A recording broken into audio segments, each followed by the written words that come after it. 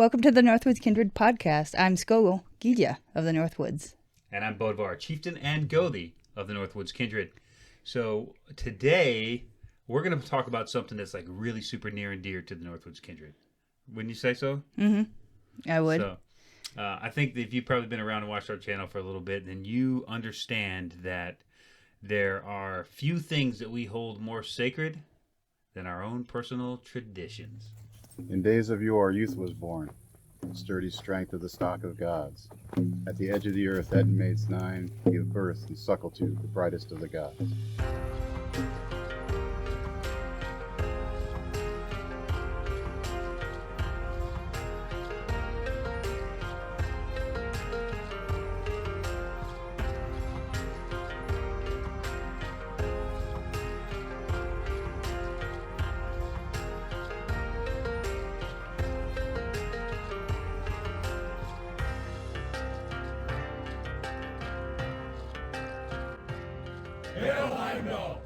This bloat has ended. Thank you all.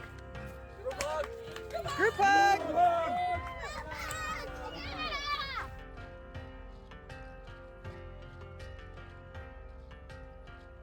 That's right. We're going to talk about traditions.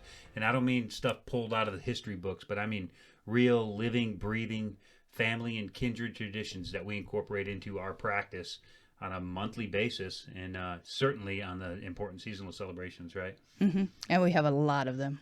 We do.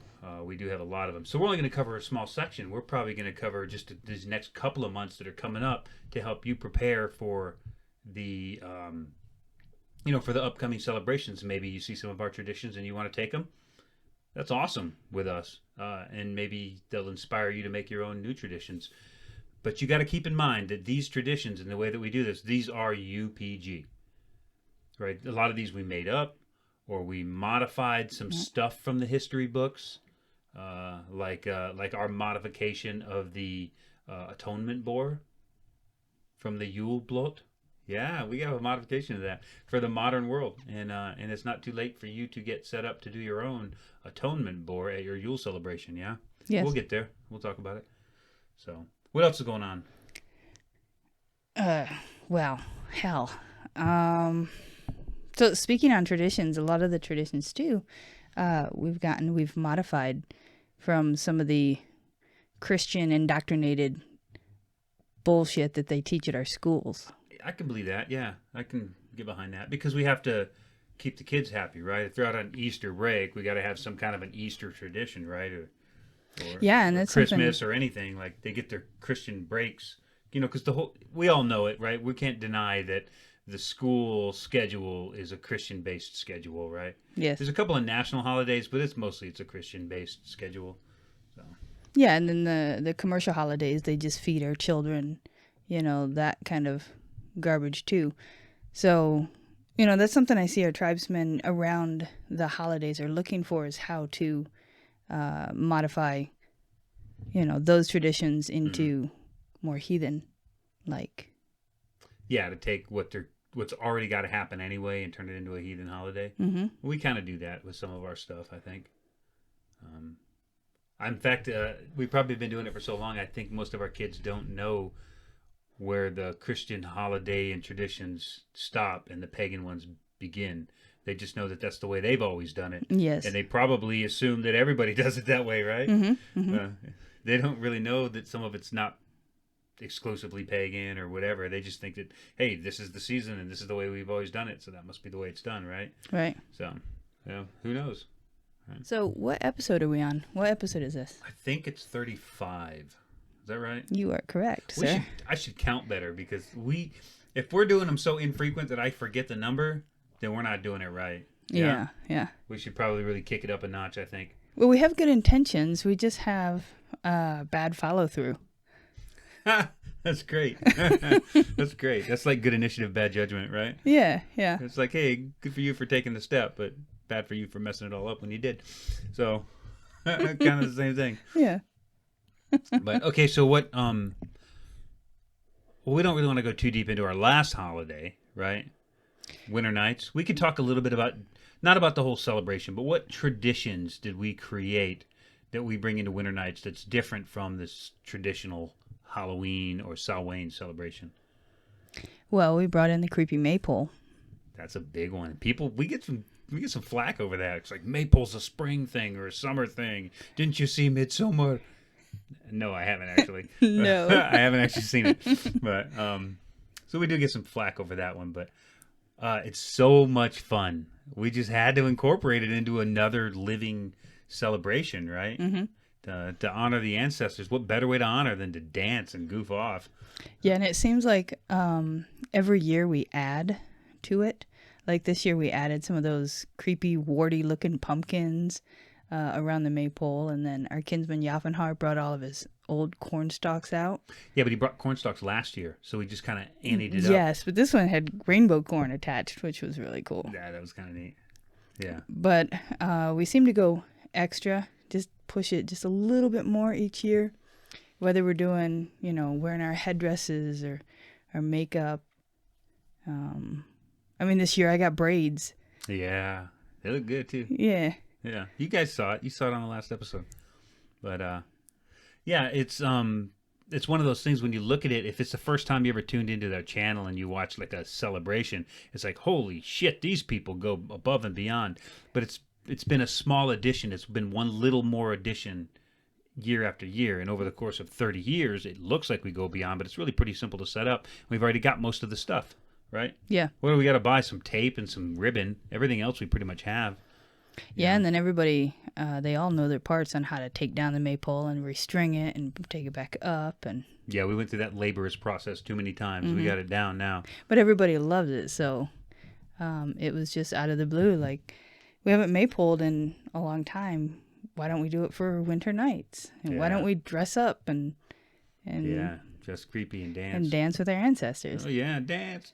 Cool. So that's one of them we use for winter nights. The headdresses and and the maypole and the makeup. That's a big, that's a topic of dissension among all the Norse pagan community. Vikings didn't wear makeup, but Ibn Fahlan said, but Tacitus said, but we don't care. Honestly, like, it's Halloween, it's the Halloween celebration. The kids want to put on makeup and dress up in scary costumes. So we just say, hey, let's just make it into a shamanic sort of a cosplay thing and dance around the maypole, which is also not traditional, but it's so much fun, And what good is a celebration of the ancestors or a celebration of your kinship or celebration of the season if you can't have fun? What are you celebrating? You're celebrating the fact that you know how to read a book. Congratulations, right? Let's bring it to life. Let's make it work for us, right? Yeah. Right? Well, anybody can celebrate with what's in the book because there's nothing there. There's nothing there.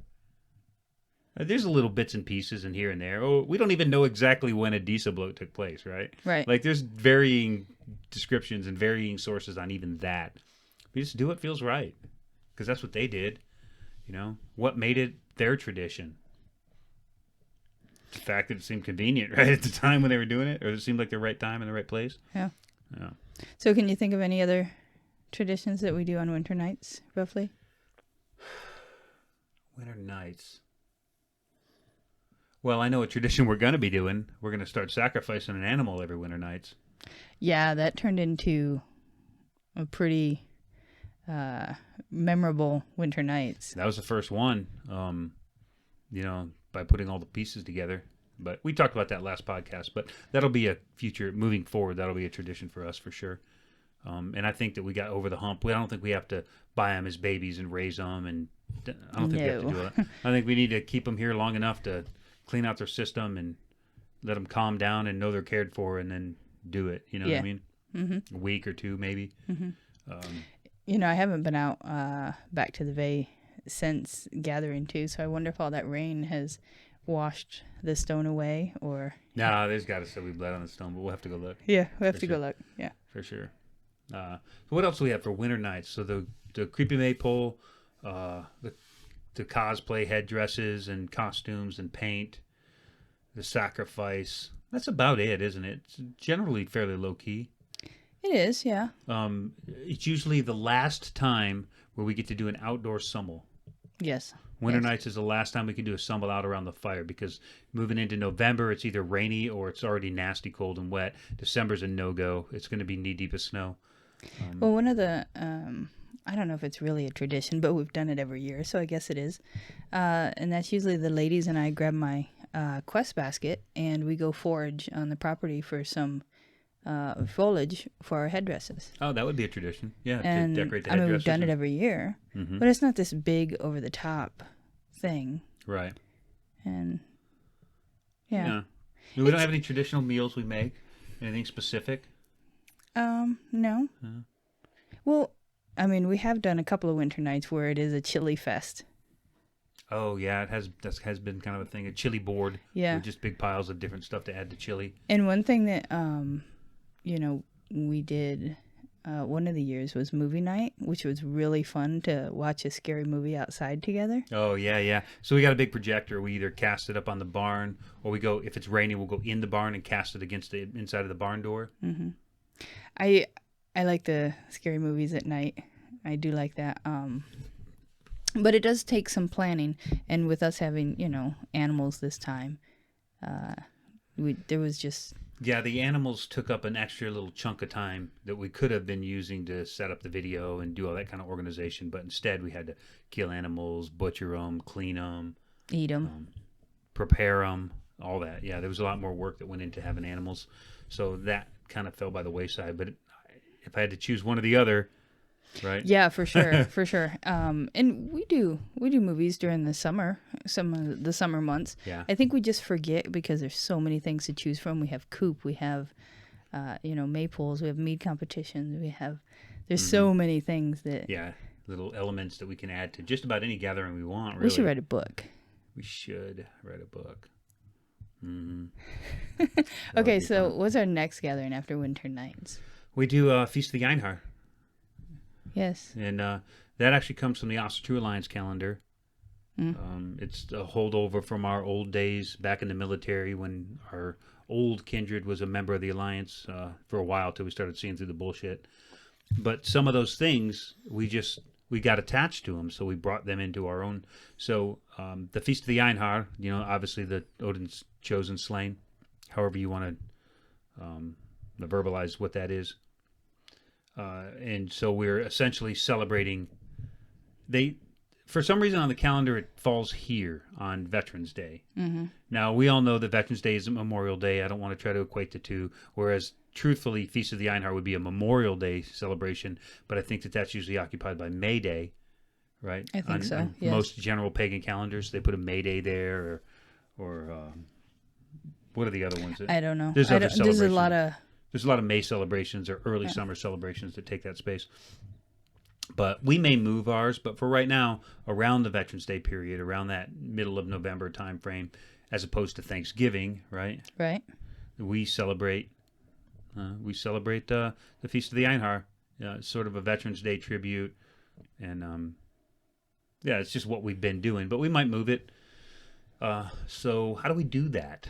How do we do what? Move it? No, celebrate it. Oh, what are how do some we of the celebrate traditions it? that we use for Feast of the Einhar? It's not a heavy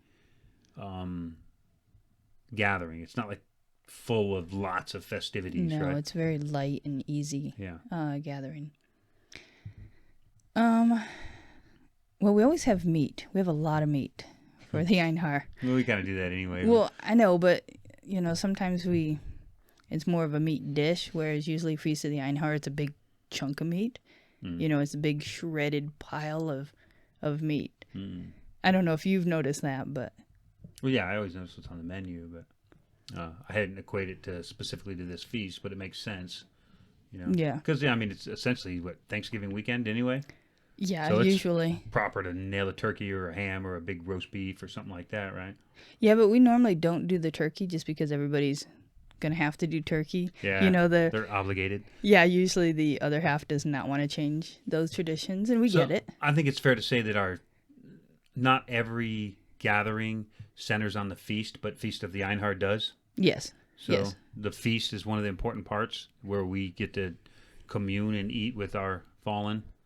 And one of the things we do is we'll do a bloat, usually to Odin and Freya, right? To the two choosers of the slain, or the keeper and the chooser, and however you want to do it. So it'd be like a combined bloat to Odin and Freya for access to our dead heroes. And we do a kind of an interesting thing. We'll each write something. Now, we don't usually go into ceremony and read off of a piece of paper. In fact, we're kind of opposed to doing it that way. We always talk from the heart. But for the Einhar feast, we generally will write a poem or a note or like a special message. Like if you was a bulletin board and you were going to write a message to the soldiers, or you're going to write a letter in school to the soldiers overseas or something like that, then that's essentially what we do is we write this letter or this poem or this meaningful thing or tell a story or something.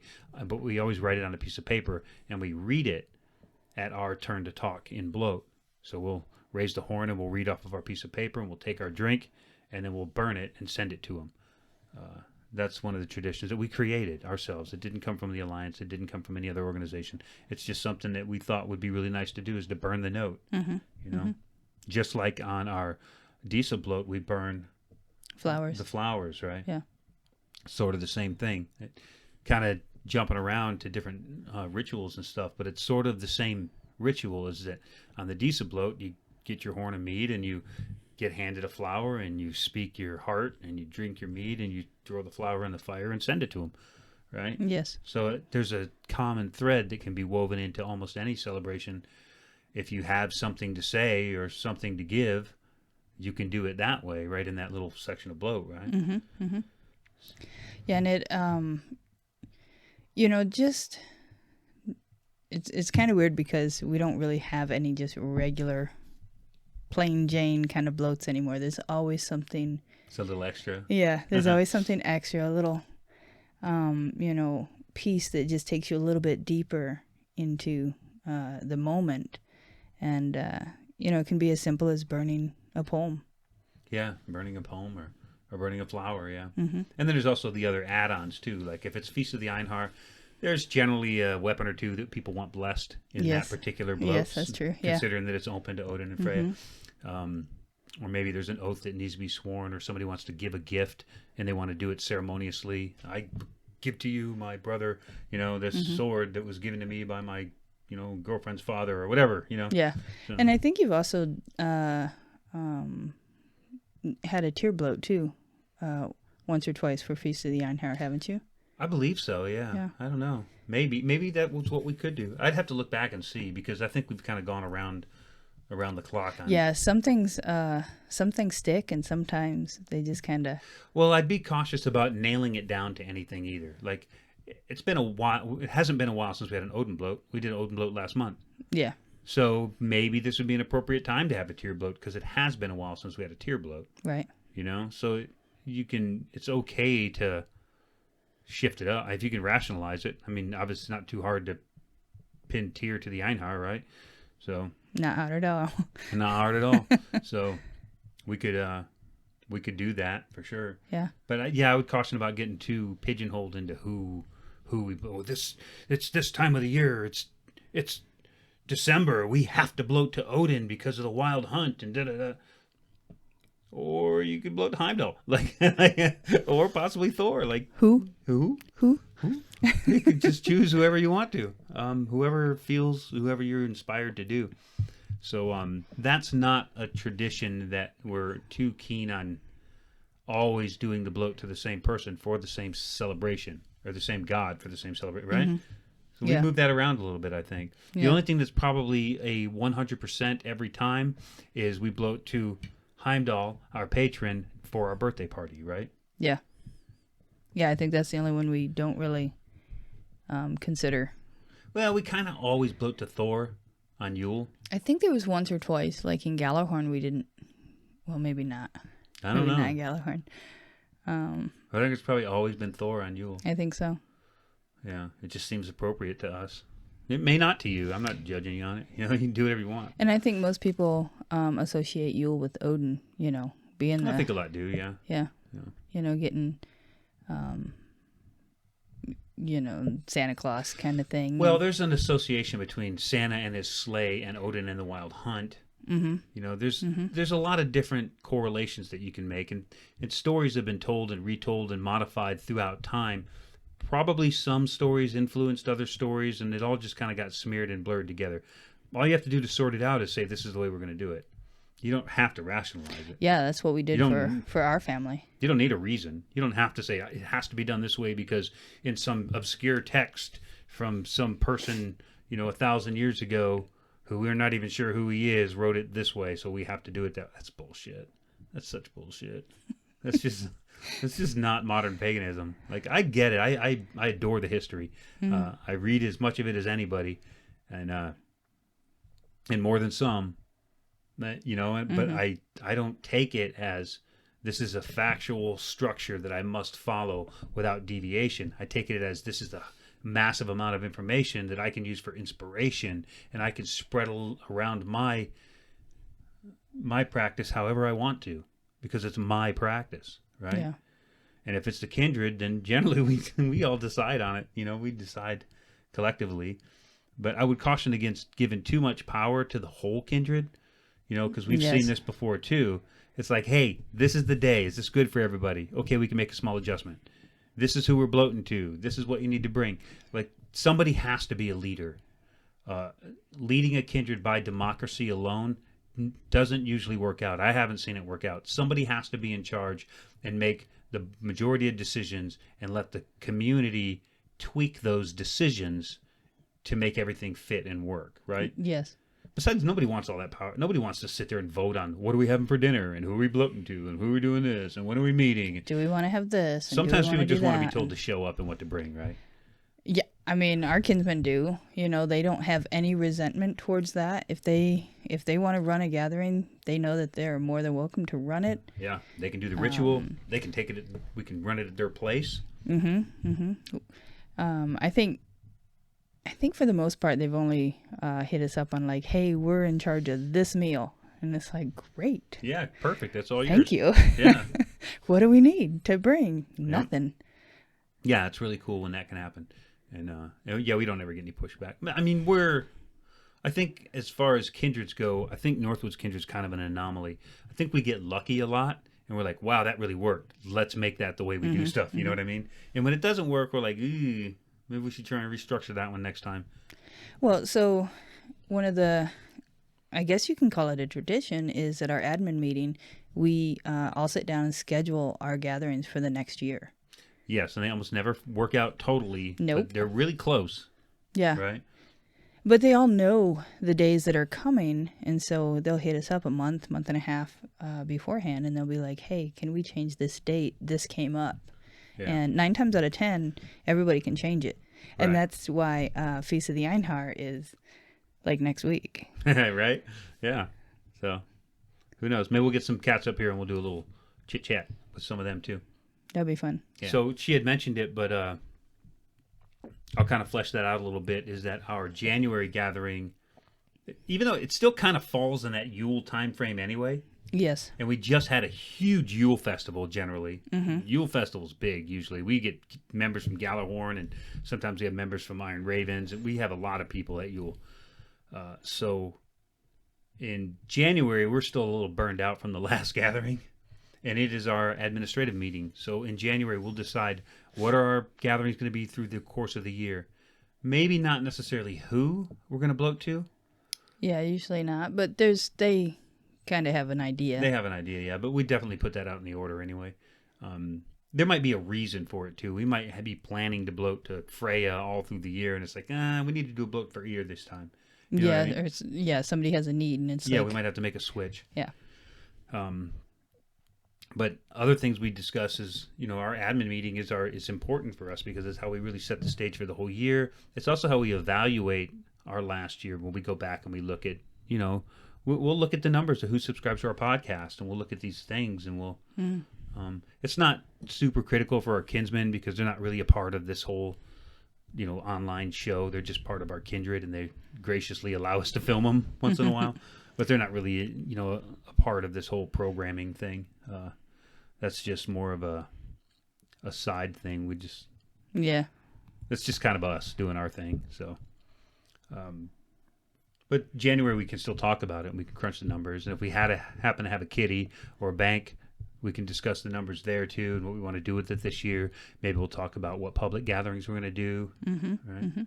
So rather than get into administering that meeting, just know that that's one of the traditions we do is after Yule, come January's meeting, or January's gathering is just a meeting generally. Yeah, and that has, there's usually no ritual. There's just meetings and light, easy foods, like pull out sandwich fixins and make a sandwich and get back to the table. Certainly a long meeting too. Like it's a marathon. We take breaks from it. Yeah, and I think this one's going to be a marathon. Yeah. I think we have a lot of stuff we need to. We just kind of sat on for the year. It's like, okay, we gotta get some stuff this. done. Yeah. Well, also, I guess another, I don't know if you call it a tradition, but the SOP is we don't have guests on January.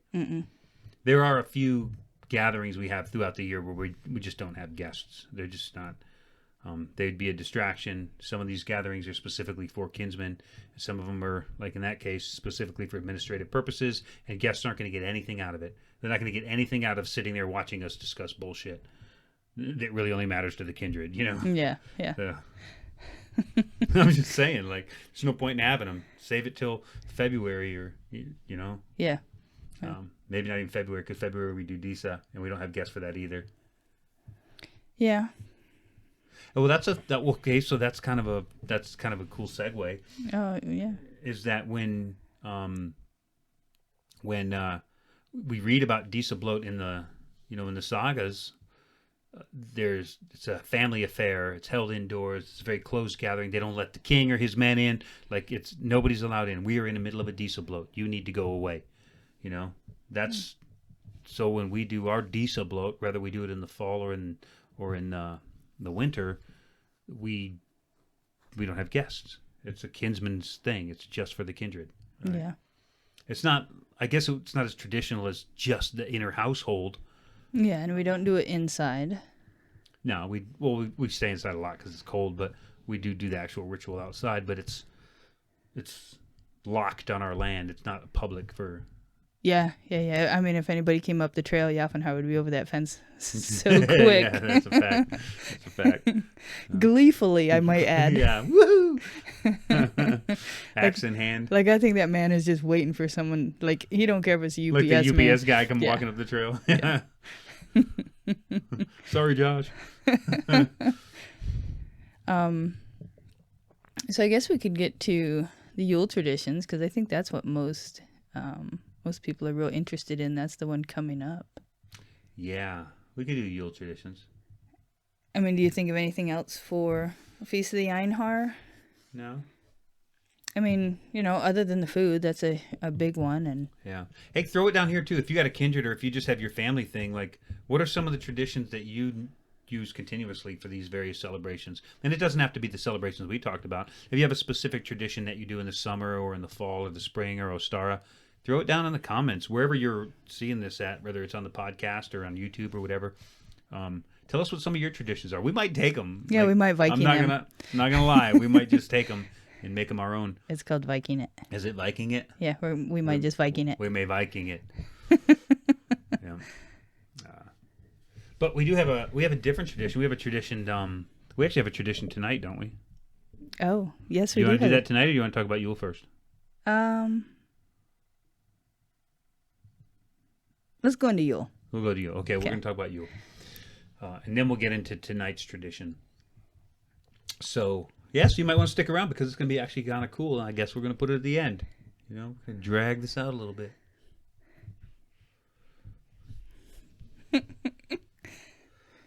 Anyway. Yule, yes. Yule is generally a really beautiful time here. Most of our Yule celebrations have turned out really great. They're really cool with fireworks too, by the way. Yes, they are in the snow. Yes. Yeah, we've tried a couple of times to have a big Yule bonfire, but I always ill-prepared, and I can never get it to light correctly. If it's just too much snow and stuff on it, it doesn't matter how much diesel fuel I put on it, I cannot get it to burn. This goes back to the good intentions but bad follow-through. Absolutely. That's one of our traditions. Good intentions, bad follow-through. But maybe this year, if I think about it, I'll throw a tarp over that wood pile and it'll be ready for Yule. But I gotta have to happen soon. Oh, yeah. So the burn pit. So the camera cut off. Like, whatever. We figured it out. Hopefully I can manage this burn pit and we'll be able to burn a bonfire, but we managed to get to work once because I remember standing around the big bonfire drinking one of our traditions, hot wine, baby. Hot wine Love from hot Germany. wine. So one of the greatest places to get it is on the Air Force base or on a military base. Yeah. You know, people get stationed to Germany, they fall in love with certain traditions, and there's follow them home. So, of course, the PX accommodates that. So we can go to the PX and we can get this German wine, mulled wine or whatever, and we put it in a pot and we drink hot wine out in the cold. That's one of the things that we do traditionally during our Yule. Yule is packed full of cool celebrations. It really should be like a 3-day event. It should be, yeah, at least. It would make it a lot less stressful, but people can't get that much time off because they have to do Christmas, yeah. family obligations, Holiday, travel, and yeah, all that stuff. all that garbage that we don't have to worry about. We don't have to worry about that, no. Nope. No. Maybe one of these times we'll do our youth celebration, and when they go home to their families and have to do all that other stuff, we'll just jump on a plane and fly over and do Yule in Norway or something with our friends over there. That'd be cool. That would be cool. That would be very cool. Can't happen this year, but because we're technically on vacation right now, we can't do it again so soon. But yeah, okay. So Yule celebration, mulled wine is one of our things, or hot wine.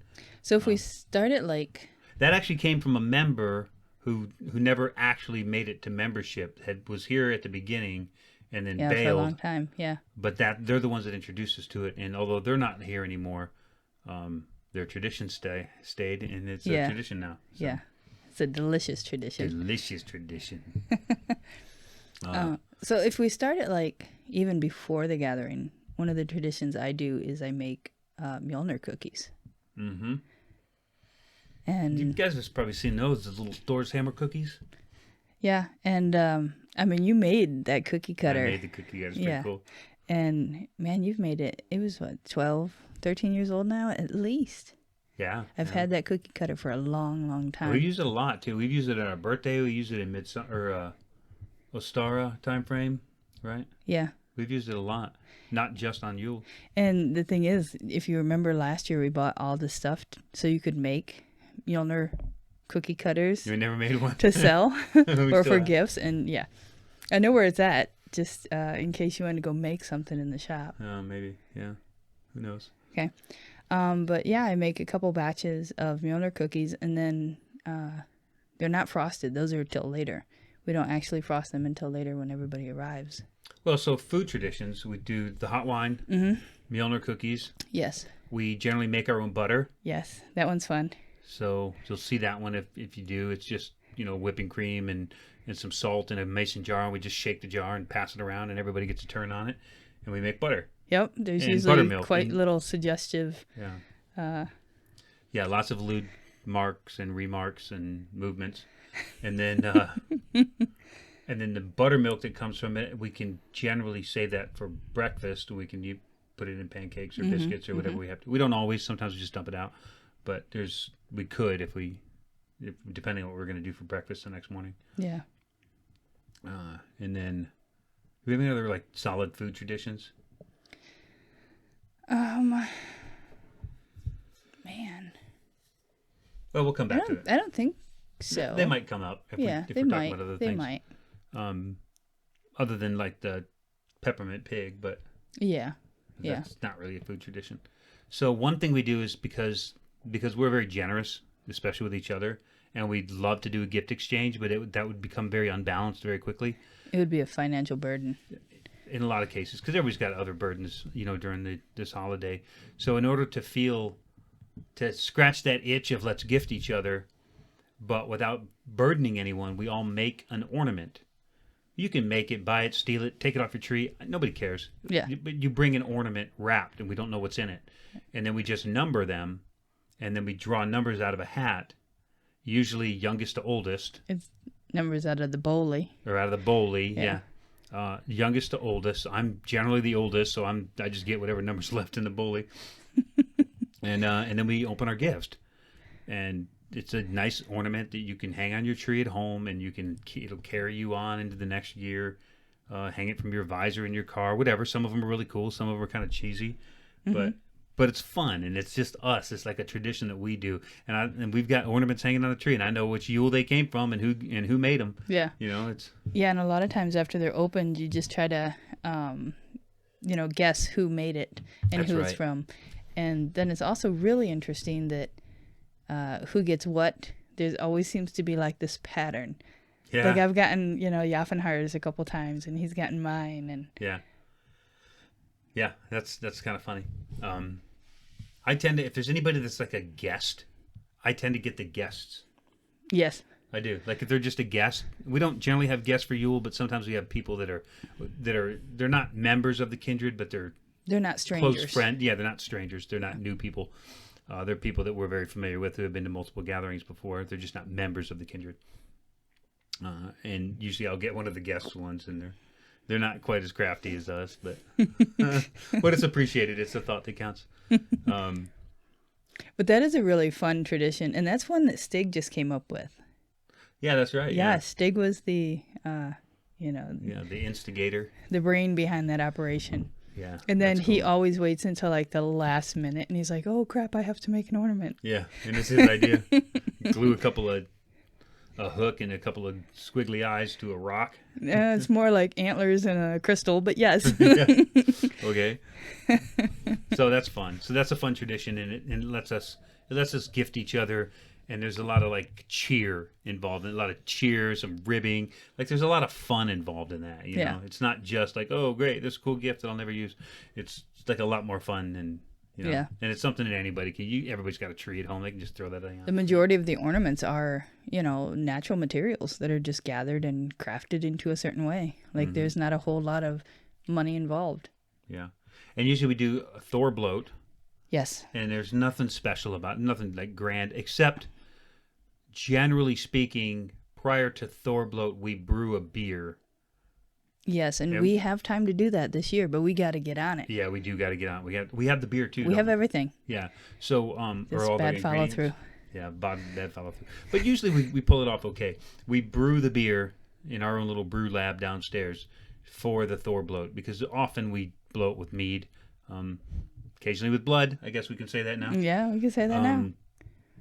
But for Yule bloat, we generally use a good stout beer like a Guinness or something along that lines that we brewed at home, or something like rich, like an IPA or something, not like a Pilsner or a lager or anything. Yeah, something rich and full-bodied and robust. Yeah, something you would take a drink of and it leaves like a milk mustache. And you're like, Thor would like this. Yeah, You know what I mean? drink a loaf of bread. Yeah. So, so I guess that's a tradition, right? It's definitely a tradition. I mean, But Thor's not one for wine. What are our traditions about the Summel? So obviously a Summel happens. Yes. That's where we do our gift exchange.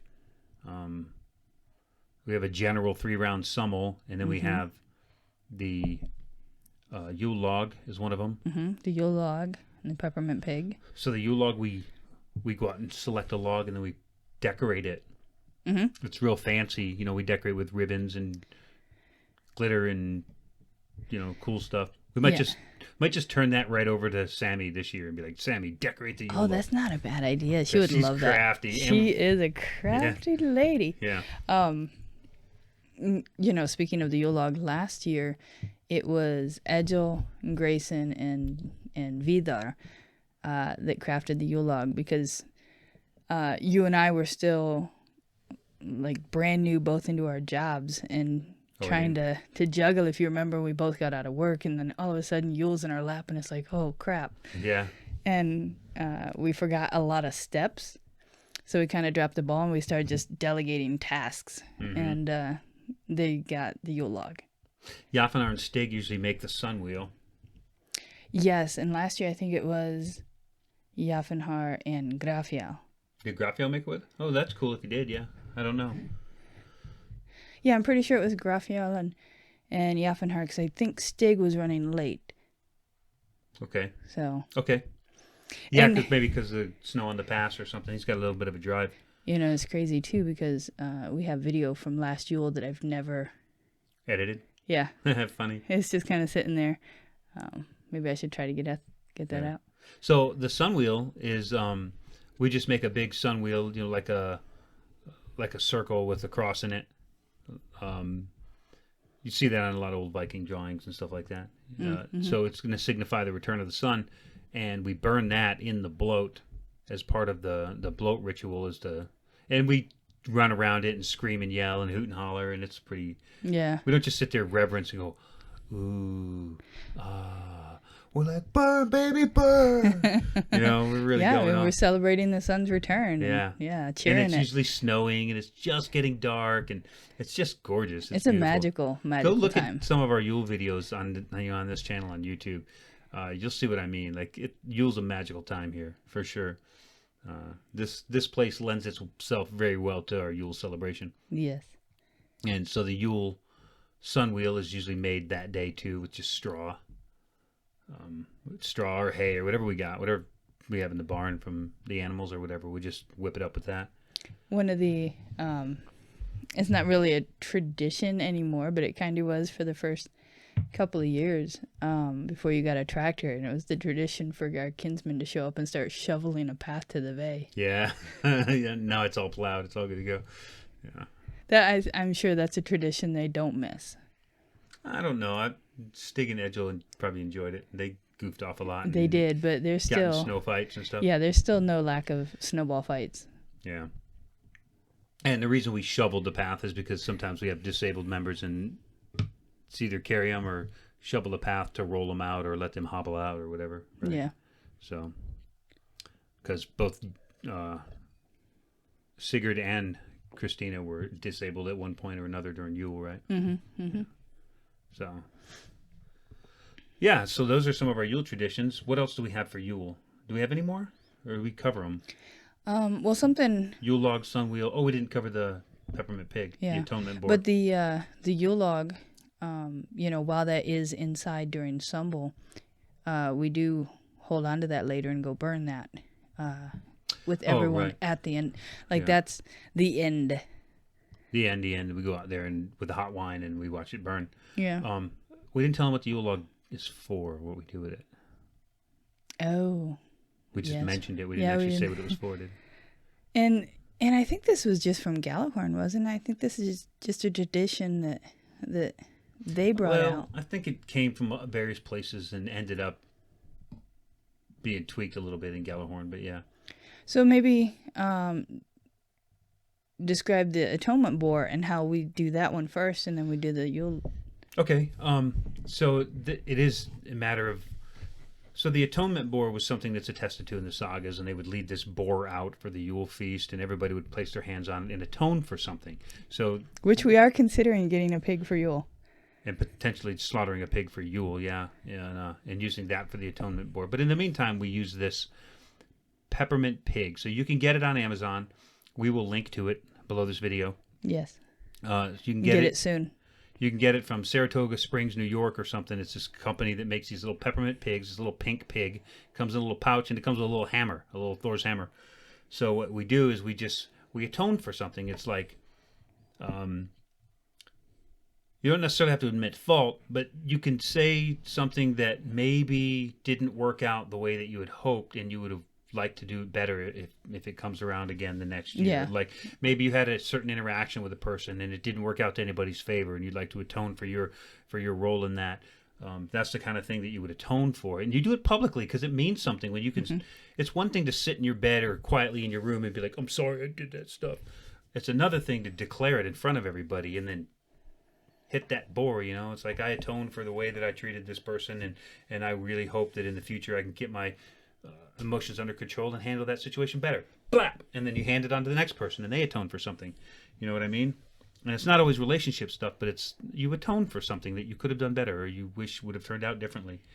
And then it makes its way all the way around, and we dump it in a bowl and we eat it like candy, and then we go into the Yule log. Mm-hmm. Right? By the time it gets back to you, it is smashed. It's smashed up pretty good. There's some big chunks sometimes, but usually there's shards. Yeah. And it's just a pink pieces of peppermint. So you get to atone on it, and then you consume it, just like they would have atoned on the boar, and then they would have killed it, butchered it, cooked it, and eaten it for the feast, right? Right. And so for the Yule log, what we do with that is we pass that around, and each person wishes on it for the future. And it's a log, about yay big, You know, it's manageable, and you can hold it with one hand or two. You can pass it without dropping it. Usually it's pretty clean, free of bugs, free of loose bark, and decorated, you know, pretty festively, you know. But it's an actual log, but it's dry, that we pass around, and then we take it out and burn it. So kind of give them a visual as to what we're passing around. Yeah. And, you know, more often than not, you just make your wish known. You just kind of throw it out there. But we have had silent wishes and hopes for the future and stuff like that. And it's just what you're hoping for the coming year. And so that's real similar to our other traditions of burning the flower at Disa, or burning the note at Feast of the Einhar. It's we put our intention, our wish, our hope, our dream into this piece of wood, and then we burn it and we send it off to whoever services those types of intents, right? Yeah. We like to burn things in the Northwoods. Apparently we like to burn stuff. And then that, you know, that's in conjunction with a regular 3-round sumbel. So something also that we do during sumbel is we bring out all the Mjolnir cookies that the kinsmen and their children and stuff have decorated for the year, and we bring those out and we eat those during sumbel. Yeah, because we're in sumbel for a while with the atonement boar and the Yule log and 3 to 4 rounds of sumbel. Yeah, you got usually your horn that you're sipping out of, but you usually got a glass of beer or wine. Yeah, you got at least a can of beer stashed away somewhere. Yeah, and some cookies to snack on. Yep. So anyway, you can see it's kind of festive and fun, and we really enjoy the way we do it. And so far, we've been pulling it off pretty good. You know, we haven't missed any big beats, and we haven't had any. We don't have any drama. Like when some people think, "Oh my God, a big Christmas gathering or a big Yule gathering," there has to be drama and fights and. Yeah, there's no football game playing. There's none of that trash. It's just kinship all the way around. And it's so much fun and so festive. And so exhausting. That's a fact. You know, so this year we're definitely going to have to ask for at least a day off, you know, at the beginning and the end of Yule. One for finishing touches and the other just to recover. We can use a personal day at the beginning, and we'll just call in sick for the recovery one, because you got to burn off some sick days too. Well, I don't. You do. I do, but I don't ever get sick, so I don't use my sick days unless whatever. Doesn't matter. I don't get sick. Okay, so what else do we do for Yule? Bloat. We do summel. Feast. That's about it. We have a feast blessing. We always do a feast blessing. Definitely a feast blessing, and that's, you know, some of these gatherings of feast blessing, I'll usually pass the hammer off to a kinsman and kind of catch them off guard and have them do the blessing, and they usually do a really good job at it. But I do the Yule blessing. Yes. I keep the Yule blessing. Yes. One other tradition we have is we generally read the kindred runes. Yes. That's a Yule tradition, and that came from Galahorn too. Is we would read and I don't care what you think about it being an occult practice and they didn't actually do that. I know they didn't actually do that. It doesn't matter. It also doesn't mean it doesn't work either. But because our readings have been accurate enough that I'm almost afraid to do one this year. Yeah, right. So we need to start writing this stuff down, or at least filming it. That would be the last thing we do in the evening is we do our kindred rune reading, and it's really just about, hey, what can the kindred, not any individual, but what can the kindred expect on the coming year? So it's not about telling the future. I don't know if you know, so here's a little snippet of knowledge for you. The runes don't actually tell the future. They're not an oracle like that, and don't let anybody tell you that they do. The only thing that the runes do is they give you visibility on the pieces that are already in motion. Whether you can see them or not, the runes and nature knows that they're there. And so they will lay these items out in front of you and say, these are the pieces that are in motion. You can come to whatever conclusion you want to about them. And you also still have the power to manipulate them because they're still in motion. Some you can see, some you can't. But this is the situation that's happening now and the direction that it looks like it's going. That's all they can do for you. So all we ask is, hey, what does it look like? What's the direction that the Northwoods is going into the next year? And, you know, where do we need to focus our efforts, or where do we need to, when do we need to erect a shield wall, or where do we need to make sure that we're, guarding our flank? Just where are those pieces, moving? And it is surprisingly accurate. At least it has been the last couple of years.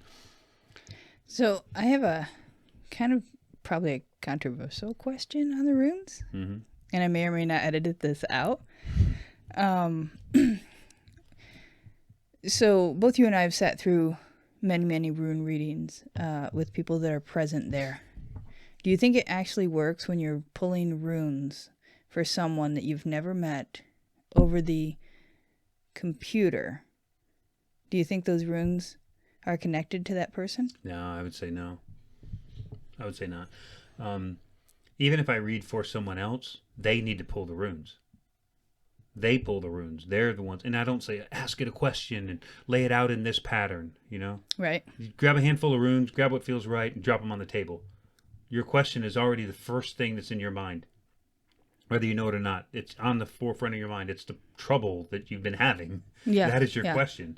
You don't have to ask, how do I solve the trouble, or what's causing it, or whatever. You don't have to ask a question. It knows what is prevalent, what is the most urgent situation that you need guidance on, and that's what it gives you. It gives you a snapshot into all the pictures and pieces that are moving around you, including what your trouble is. And it, and if you know the entire landscape, the entire battlefield, then you know how to manipulate the battle, right? Mm-hmm. Or maybe you don't. It's not always valuable to some people because they don't know how to use it. Sometimes information is no good because people are just inept and they don't know how to use the information, right? Yeah, yeah. But I think that on a rune reading on the internet is malarkey. It is grifting, especially when they're charging for it. It is complete and total utter bullshit. And I think that it's a lot of people, it's just, they need something to believe in. They're in dire straits. They just need something. And it's like, this person can give me something. They can read these runes, and for 3 minutes, I get to sit here, and that person gets to tell me how special I am. And I don't get that very often. So I want to hear that, and I'll pay for it. That's what they're paying for. Yeah. Right? Well, I do know that this happens quite a bit on our Discord. People pay for rune reading? No. I'm going to shut that down really quick. No, that people are offering rune readings, and they are offering them for free. That's fine. I mean, if they want to play with them. Yeah. Yeah, if they want to play with them. I don't think there's any value in I mean, it, I know personally. what I personally think, and I'm same as you. I mean, all the rune readings we've done, it's been, right there, and who's ever pulling the runes is... Yeah. It's still about energy and frequency, right? Yeah. You have to have your intent. I mean, your frequency needs to be imparted on those little discs, right? Your frequency, your intent needs to go into them. Whether you know what your intent is or whether you know what your frequency is, some people resonate at a higher level and they're going to get a different reading, right? Yeah. The way you cast them, the way you lay them out, the way you read it, all those things matter. But if you don't have any hands on them, it's bullshit. I don't believe in the apps. They're fun. Get your morning rune reading in your email or whatever. Yeah, and it's basically just your general... It's just as ridiculous as your fucking horoscope. Yeah. Because I was born at and everybody this loves a horoscope. They do, and I like them too. I do too. But I'm not going to be, wagering, making major life decisions based on my horoscope, But I'll read it, and I'll be like, oh, that sounds about accurate, Okay. Well, we'll have to see whether this stays in or not, huh? I'd leave it in. It's fine. Yeah. So, but that's also, there's a lot of reasons why I don't do any rune teachings. People ask me about it, but the problem with runes is one of those things that there's complete cult circles surrounding just the runes. There's grifters and I'll make somebody a set of runes, but I won't teach them how to use them.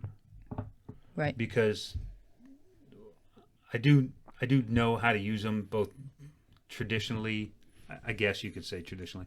There's no real major traditional uses for them, but I know how to use them in the modern sense, and it does work. So whether it's an ancient practice or a modern one, who cares? Whether it came from occultists or Wicca influences, who cares? It works, right? Right.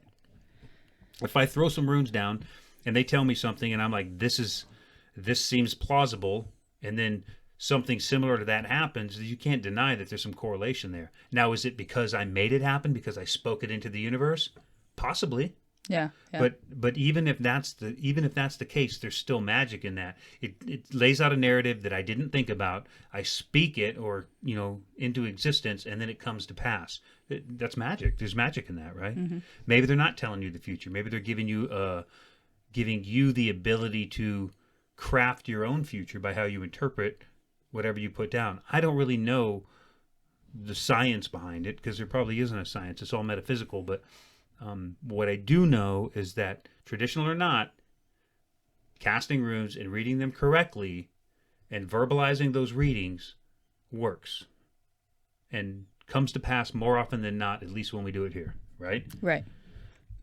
And I would like to, hopefully soon you and I just kind of figure out how I can start learning from you. Oh, the rune stuff, you mean? Yeah, because I would like to learn Yeah, it. because there ain't very many people I'll teach, but... No, and I know that. And, I mean, I know that I also have the feminine, energies here that can, maybe bring something else to light.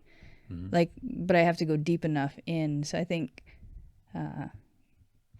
Well, so, and it's kind of cool because you can also say that you can ascribe your own meanings to the runes. Mm-hmm. Now, I'm not saying you get to take every rune and you get to make it whatever you want it to be. Right. But however you understand it to be, I might understand Urus as, the strength of this big bull or whatever, right? You might understand it as a different kind of a strength, more of a determination and ability to stand fast against all odds. Like you can't push a bull over, right? It's going to stand fast and just take it. Whereas I'm looking at it as a bull charging through the field and just laying waste to shit. We look at that strength in a different way, right? Right. So how we visualize and interpret it's going to affect how we read them. Right, mm-hmm. And I use Urus because pretty much everybody says Urus is the bull, is the the Orats. It's a pretty standard definition across the board. So however you interpret that is going to affect your reading and how you verbalize it. But even then, how you say it, it comes to pass. And you notice that a lot in the sagas too. It'd be like some chick will say, don't go there. It's gonna storm and blow you out to crash your ship against the rocks. I've seen it in my dream. And then it happens. Right. Every time they say it out loud, it happens. So there's something to that, There is something to that. Maybe you can't give that power away to the runes, but Egil Skallagrimsson did some stuff with the runes. Like read Egil's saga. He carved some runes on the horn, and it burst because it had poison in it. Yeah. Which would be the ale runes that are spoken of in. Oh, the ale runes. You got it. It's not in the Voluspa. It's in the Sigdrifamal. Yeah. I think it's in the Sigdrifamal when she gives the little rune poems. But either way, it doesn't matter if I'm right or wrong.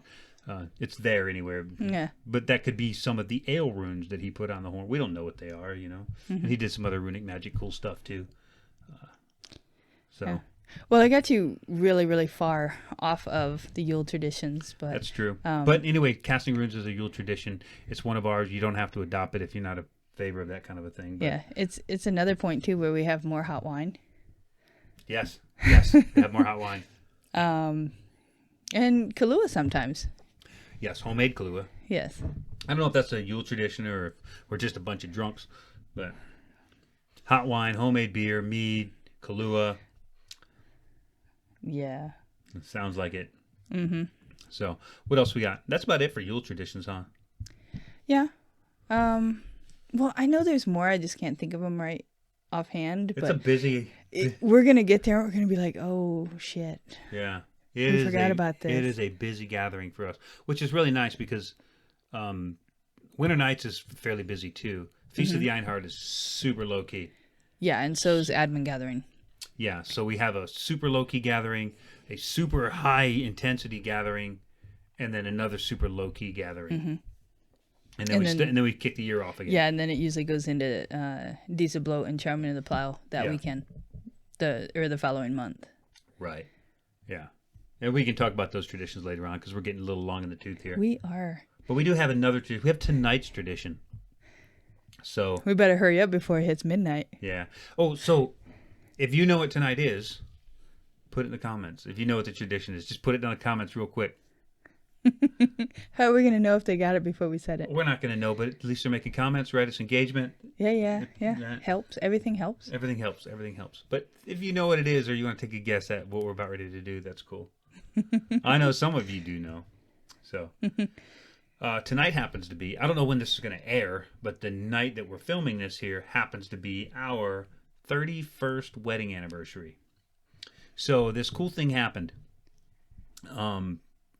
I went to boot camp, and when I came home, there was a wedding scheduled. Kind of like a shotgun wedding. Kind of shotgun, and her big old 6'6" brothers were like, "Let's go! You're going to your Let's wedding. go, little brother." Let's go, little brother." Yeah. So they put me on this little kind of half-assed bachelor party. You're welcome. Hey, they put it together. Like, I'm coming home from boot camp. I was on boot leave, like right fresh out of boot camp. It was fun. And so they put on this thing for me. Keep in mind, we'd already been dating like 4 or 5 years, right? 4 years, I think. 4 years by that time. Yeah. So I come home from boot camp. We did this bachelor party. The brothers had a little craps table, and I was, shooting craps and winning prizes and stuff. And one of those prizes I won was a bottle of Seagram's VO. We have it right here. Now, keep in mind, in our younger years, we didn't drink very much. We did not drink very Hardly much. at all. So this bottle didn't get opened until coming up on our first anniversary, and we're like, "What are we gonna do?" I was like, "I don't know. We got any alcohol? Let's drink." And again, since we didn't drink very much, we just took one shot out of the bottle, and so moving forward from that, and that wasn't even our first anniversary. That was our second anniversary. Our first anniversary, we didn't drink from it because we weren't even together. I was deployed. That's right. So every year that we spent together, we would write the date on the side of the bottle right here, and we would take one shot. If she was pregnant, I would take her shot for her, which only happened a couple of times. And the bottle got low. You can see it's pretty full right now. It's up here somewhere. So what happened was, over the course of 30 years, 31 years, those shots drained a lot out of this bottle. So Come moving it so much. in a what was it, 2021? Yeah, 2021, I thought November. we put a star there. Yeah, 2021's got a little star on the side That's of the right. bottle. You did put a star there. Yeah, so I forgot about so I that. remember. There was only a little bit left. There was about 3 or 4 shots left in the bottom of this Oh, bottle. I don't even think there was that much, was there? There might have been. Yeah. There was a little bit. Anyway, there was a little bit left in the bottom of the bottle, so we got a chance to go to the same liquor store and buy the same bottle of booze at the same exact place in Michigan, because we were home for a funeral. And so we took that bottle and we poured it into this bottle, and we got it topped back up. So this is the same old bottle. There was a little bit of the old whiskey mixed in with the new whiskey, and we got the bottle topped back up. Who knew? Who knew we'd empty all the whole bottle and then have to start all over? Yeah, it's now legacy whiskey. It's legacy now. So, today's our wedding anniversary, 31 years.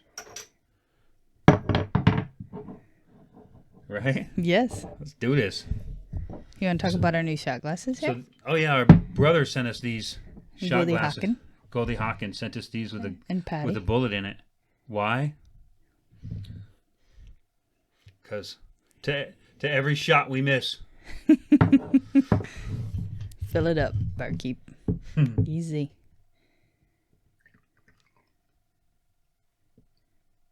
Since we filled the bottle up, it's not as smooth as it used to be. Well, it's not 30 years old. Yeah.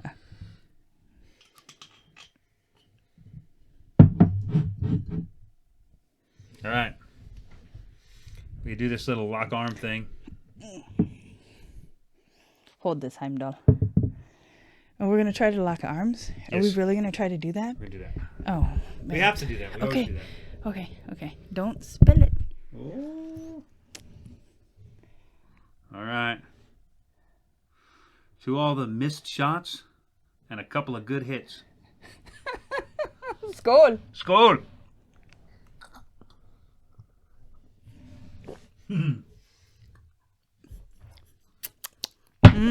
31, Woo! 31 years. Got a little bit more of a bite to it, doesn't it? Seems a little crisp. I brought you a pen. For what? Oh, yeah. Another tradition. That's right. One of the traditions is we have to write on the side of the bottle. What year is this? 2024. Here we go. You know what else we need to talk about before we go? What's that? We should read a testimonial. Oh, that thing we were going to do. Yes. Hell yeah, dig it up. Because we said we would do that, right? Yes. We said that was going to be our thing now. Yeah, because people wrote stuff. People wrote nice things about us, and we want to Yes. honor that, right? Yes. And I think what better testimonials to read tonight as our moderators. They've been with us for quite a few years now. Yes, since the beginning of Discord. Yes. Garvord and Lakenear. Lakenear in California and Garvord in Norway. Yeah. Yeah. So, yeah. And, it's funny. We have, big Discord, right? What are we, 800 or something? I think we're getting close to 800. Close to 800 members. We have 2 mods that manage all of that. A lot of trusted sources. They're and a like, lot of really good tribesmen. Say that, caw. We have 2 mods that manage every bit of it, They're like, there's 8 of us. You're surrounded. You're surrounded. Anyway, who you reading? Anyway, we have 2 mods. We have 2 mods. And they were awesome. Man, they're on top of everything. And since one's in California and one's in Norway, they always seem to be on duty. Mm-hmm. There's one of the 2 is always on duty. It's amazing. Yeah, man, and if it wasn't for them, we'd be just another Discord. I mean, if it wasn't for them, we'd be just another Discord. Yeah, you and I, that bad follow-through, man, that's coming back to haunt us again. Especially there, yeah. Good intentions. Good intentions, bad judgment. Okay, here you go. What do I got? Oh, I got Garvord. You got Garvord. Bodvarr and Skogul. I wrote a rather lengthy message that expressed my love for you guys. And then I had the app crash, and I lost the whole thing. So I wrote a new one. But all I had the energy left for was the part of the facts. I'll figure out some other way of doing it. But my brother from another mother, Oz, said it well. You are dear friends, bror och syster, in the true sense of the word, and I consider you closer than most of my blood family. There's nothing I wouldn't do for you guys. I wish you nothing but the best of the world and all the other worlds. Love, Garvord. See? He's our family. I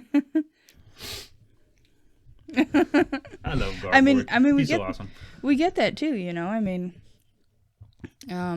you and I both have a connection with both him and Lakenear more than we have with a lot of our And it's cool too because we have a different connection. We each have a different connection with them. Yes. We don't have the same connection as a couple to our friends. It's like you have a private connection with them, and I have a private connection with them, right? Yeah. That goes way beyond this Gothi Gydia mask, right? Yeah, and I mean, they know things about me and about you and about us more than our blood siblings do. Just guaranteed.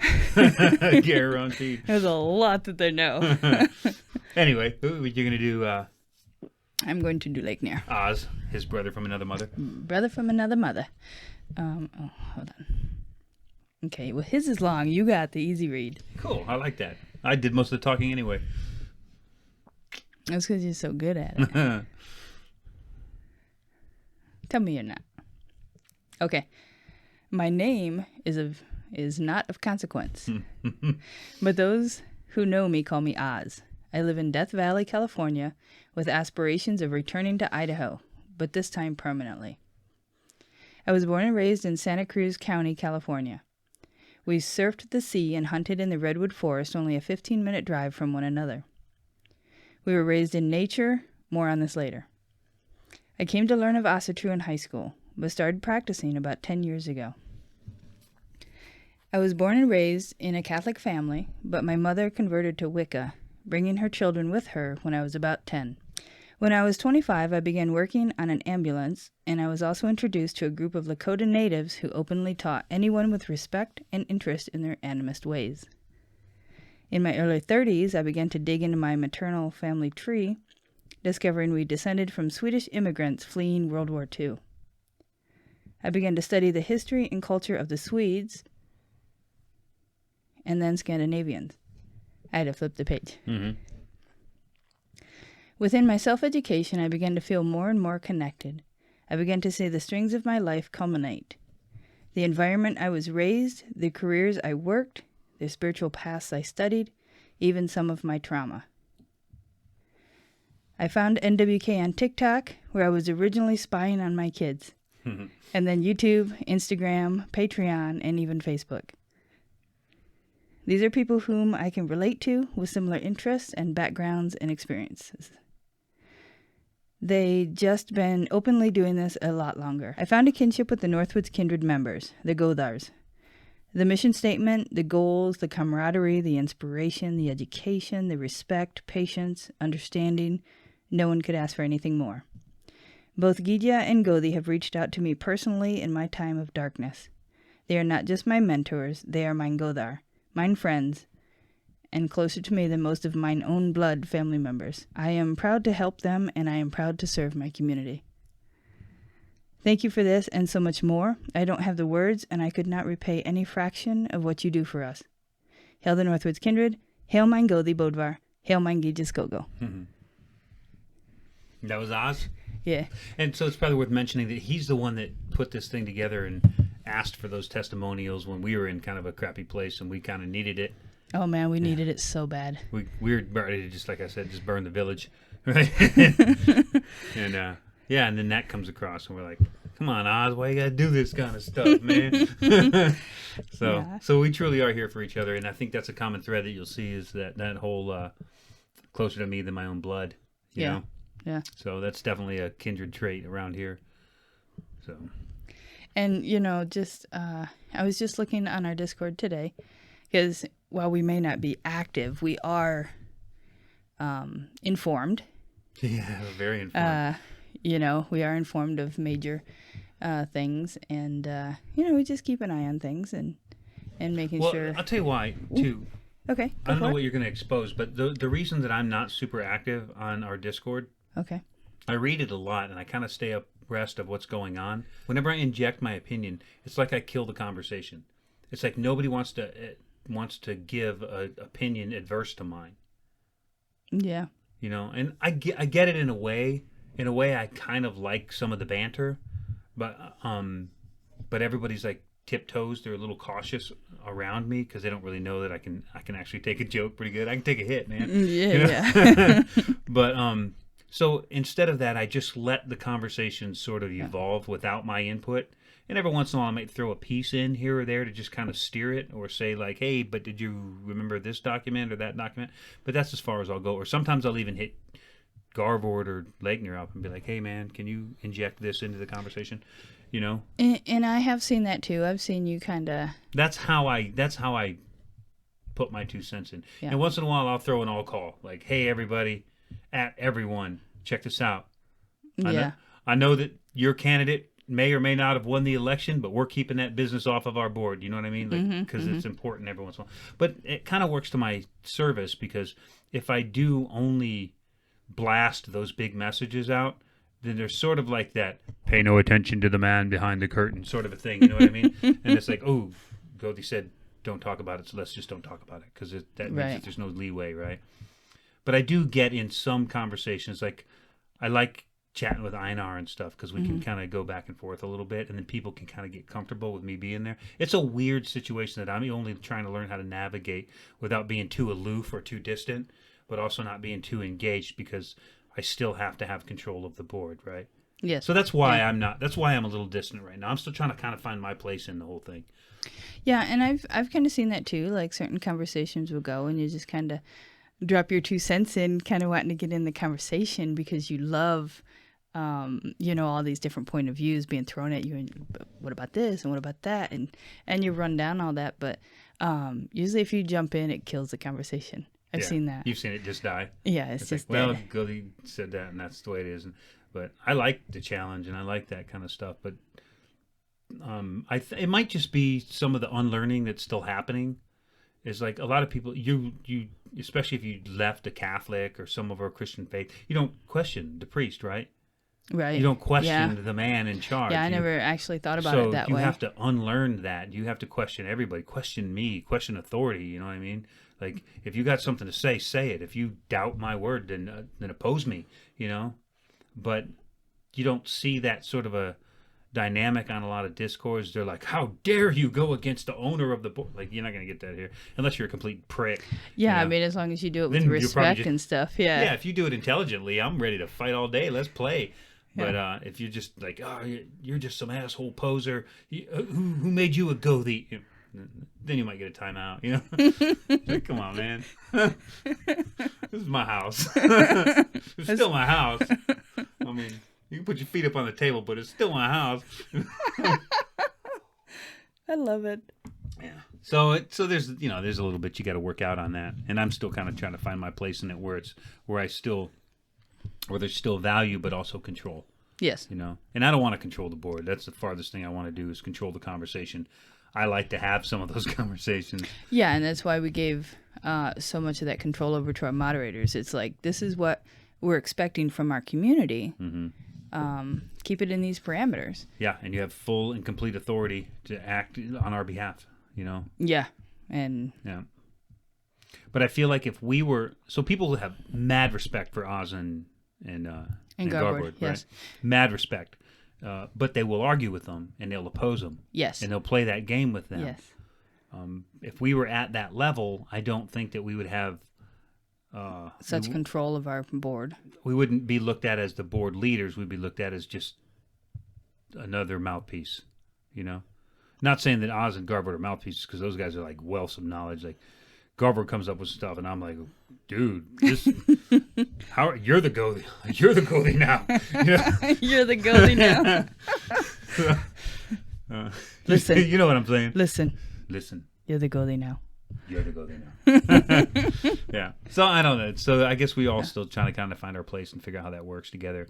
I think right now what we have is a really magical combination, and I'm very careful about not screwing that up. Yeah. Right. Yeah. I don't want to jump in too much or too little and mess that up, because whatever it is working really good for us. And see, I'm trying to be at the place right now in Discord where I'm engaging more, so I'm not irrelevant. Yeah. Like, we get new people in, and They don't know who you are. yeah, they don't know who I am, and it's like, Yeah, because it's usually it's a lot more of me on the videos, yeah. because you're usually filming it and editing it and stuff, unless it's like a vlog or like a big... And I don't need, like, recognition or accolades, but there should be a different tone, I guess you could say, when you're dealing with, NWK, the moderators, our trusted sources, our mentors. People who've proven themselves and become valuable members and there's creators a level of this world. Yeah. Yeah. Like when you go into a classroom, the teacher, you respect the teacher. And the teacher's assistant. Yes. And possibly even the janitor. Yes. Right? Yes. So I'm trying to make myself a little bit more, I don't know, relatable and approachable, I guess. Yeah. And it's not... Do you guys own a board, or do you guys can you kind of understand the kind of thing we're talking about here when we talk about, because it'd be nice to have their perspective on it. I know that some boards, like the owner of the board, is all over it, and he's cussing and getting in fights and throwing stuff at people and dropping memes and doing all the same trash as everybody else is doing, and the board never seems to work right. Yeah. Right. So there has to be kind of a hierarchy, but where we fall in it and how much access we give, like, keep in mind, like, our DMs are always open. I get DMs all the time from just lots of weird shit. Hey, I'm 16 years old and I just learned how to bloat from your video, and is it okay if I rip the head off a sparrow? And it's like, no, let's have a conversation first. Don't do that. Let's talk about some stuff first. You know what I mean? I do. Yeah. I don't know. I mean, I guess, the people watching this are tribesmen. Like, do they want to see us engage more? How do they feel about it? Do they feel like when you say something, it's like they should shut up? Yeah, because my word is definitely not the law. Ask our kinsmen. Like, I'm challenged at every turn, and I'm happy to have it. Like, yeah, and I would feel pretty strange if everything I said, everybody just agreed with me. I'd be like, I'm in the wrong fucking room. I need to be in a room where somebody throws a rock at me or something. Yeah. So. Yeah. Yeah. Yeah. It's different. And, I've known you for a lot of years, and you absolutely love questions and... Worst cult leader ever. Do better. Anyway, so we got off that topic, but I was going to tell you...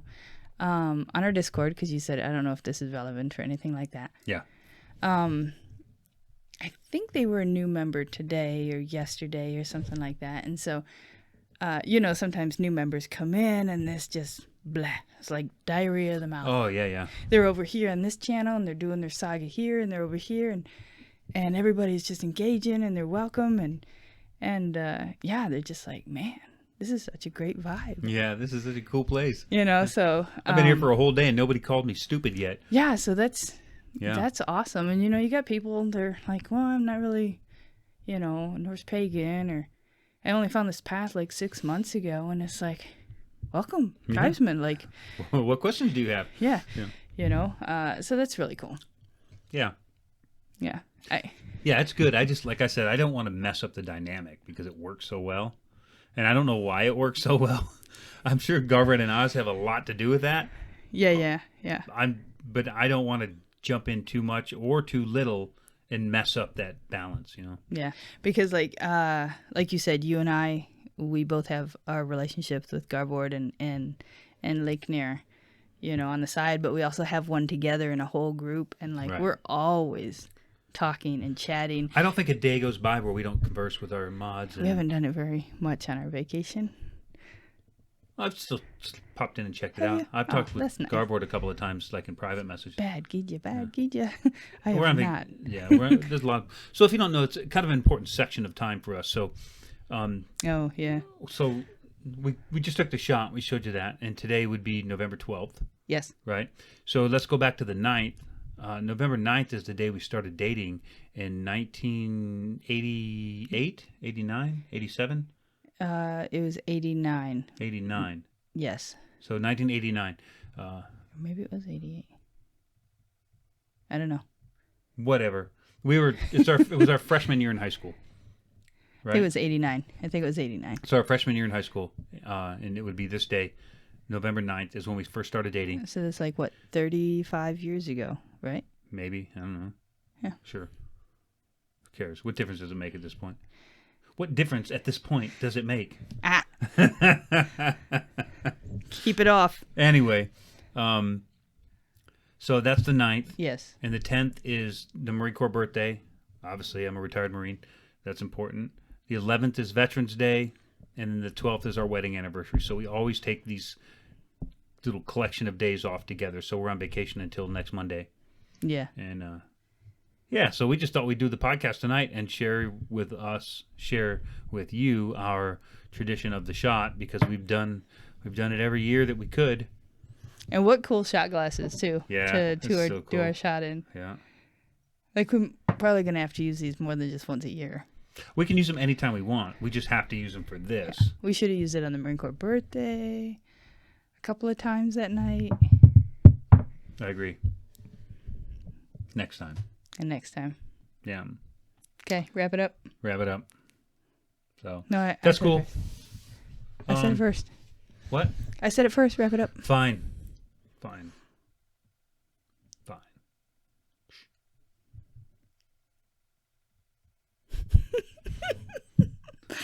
No? This doesn't work for those listening and not watching our antics here. I guess you're right. If you just listen to the podcast, this is supposed to be a podcast. They think we just dropped the call. Yeah. Technically, this is our podcast, but we also have a video component on YouTube. That's right. So if you're just listening to it, just know that there's a video component on YouTube as well. So and you can see our pretty faces. You can see it, and you could actually see us drinking. It's all water. This is just stage props. Yeah. Stage props. But in real life, we would be drinking. But this isn't real life. Nope. Okay, we're done. This is TV. We are done. Right? Thanks for hanging out with us. Episode number 35. In the books. 36 coming soon. What are we going to talk about on that one? Oh, I have no idea. Maybe put it in the comments and see what you want to... Yeah, what would you like to hear about? What would you like to hear about? We have lots of stuff to talk about. We got lists of it. So if you don't put anything in the comments, we'll figure something out. But we'd like to know what you want to know. Right? Yeah. Want to hear us ramble about some random stuff. Anyway, thanks for hanging out with us. Hope you enjoyed our shot. I hope you took one with us. That would have been really cool. That would have been cool. If not, take one now. Yeah, if not, just back it up. Watch the whole video again. When you get to that spot, take that's a shot. Good idea. Yeah, you good for another hour, right? We are. We definitely are. All right, cool. All right, thanks for hanging out with us. We love you. We're going to see you on the next one. Don't forget to swing into our Discord. We're revamping our website right now, so it may or may not be available. We're moving from Wix to Shopify. We got the Northwoods Kindred LLC going now, where we're going to start putting some of our handmade products and some of our imports and other cool stuff, and that's where we're migrating our downloads to, so we're not sure how that's going to work yet. We may not even be able to offer the free download anymore because I haven't quite been able to figure out how to give it away free on Shopify. Yes. So you might have to go in there for a small price or whatever just to make the system work. I don't know. We'll have to figure it out because we're going through this whole thing for the first time ever, learning new things, right? Learning as we go thee. Learning as we go thee, moving forward in time. All right. Thanks for hanging out with us. Love ya. Thorvigi. Thorvigi.